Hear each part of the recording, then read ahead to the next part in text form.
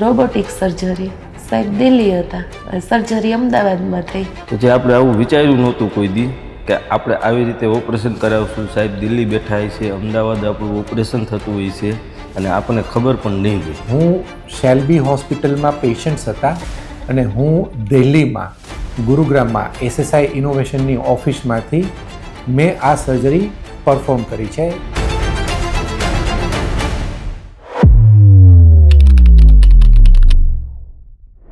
હું doctor Parag Patel, robotic and bariatric surgeon, Shalby hospital Ahmedabad. 9th August 2026 એક historical landmark છે ગુજરાતના મેડિકલ માટે. શેલ્બી હોસ્પિટલ ખાતે આપણે 3 સક્સેસફુલ ટેલિરોબોટિક બેરિયાટિક સર્જરી એટલે કે જે સર્જરી ઓબેસિટી અને મેટાબોલિક સિન્ડ્રોમ જેમ કે ડાયાબિટીસના કંટ્રોલ માટે થાય છે, એ surgery V perform ટેલિરોબોટિકલી.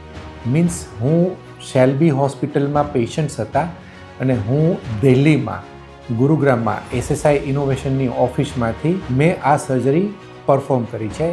All the patients are safe અને the outcome is very successful. અમે ઇન્સ્ટા અને યુટ્યુબ માધ્યમથી અમે સાહેબનો સંપર્ક કર્યો, શેલ્બી હોસ્પિટલનો અમદાવાદ.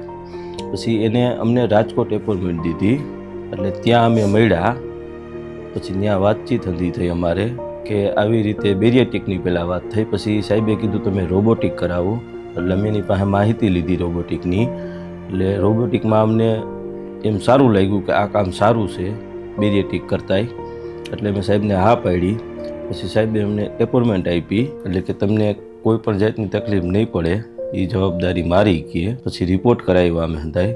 પછી પરાગ સરના મેડમને મોકલા અમે રિપોર્ટ. ટેલિરોબોટિક સર્જરીઝમાં સૌથી પહેલો ચેલેન્જ ઇઝ કોમ્યુનિકેશન, કે ત્યાંથી હું સર્જરી કરું છું થ્રુ રોબોટ, તો that should be no lag, એટલે કે મારી હેન્ડ્સની મૂવમેન્ટ થાય ને અહીંયા લેગ આવે તો surgery can not be perform.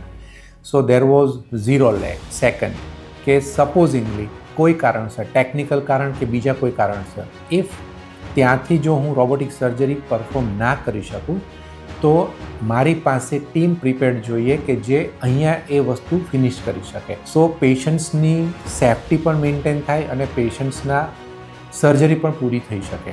આ ઉપરાંત ટીમની ટ્રેનિંગ ઇઝ વેરી ઇમ્પોર્ટન્ટ. બીજું કે ટેકનિકલ આસ્પેક્ટ, કે જેના અંદર અમારું કોમ્યુનિકેશન, કે લાઈક આજે હું જે સર્જરી કરું છું એના સાથે મારી જે આસિસ્ટન્ટ ટીમ છે એ લોકોનું કોમ્યુનિકેશન પણ બહુ ઇમ્પોર્ટન્ટ છે. રોબોટિક સર્જરી થાય એવું સાંભળ્યું નહોતું મેં.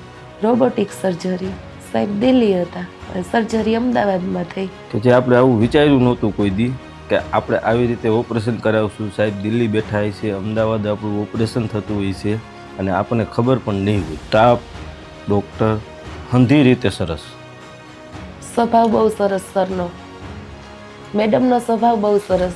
સર્જરી થઈને 3-3.5 કલાકે હું ચાલી શકી હતી. અત્યારે 23 કલાક થઈ સર્જરી થઈ એને, અને બપોરે 12 વાગે રજા છે અમારી. શેલ્બી હોસ્પિટલમાં પરાગ સરનું કામ બહુ સરસ છે. આ ટેલિરોબોટિક સર્જરી છે એ બેઝ છે, આના ઉપર આપણે ફ્યુચરને ઘડશું. આ સર્જરીને કારણે અમે હવે શેલ્બીની દરેક બ્રાન્ચને એકબીજા સાથે કનેક્ટ કરી શકશું.